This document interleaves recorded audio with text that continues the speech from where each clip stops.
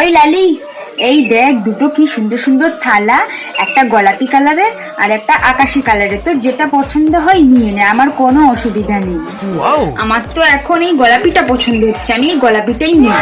ঠিক আছে, তুই ওটা নিয়ে নে, আমি এই নীলটা রেখে দিই। এক মিনিট, কি ব্যাপার বলতো, তুই আমাকে চয়েস করতে দিচ্ছিস? আবার এমন নয় তো যে দুটো থালা নয়, চারটে থালা ছিল, তার মধ্যে দুটো তুই নিজের কাছে রেখে দিয়ে দুটো থালা নিয়ে এসে আমাকে বলছিস যে এই দুটোর মধ্যে যে কোনো একটা বেছে নে।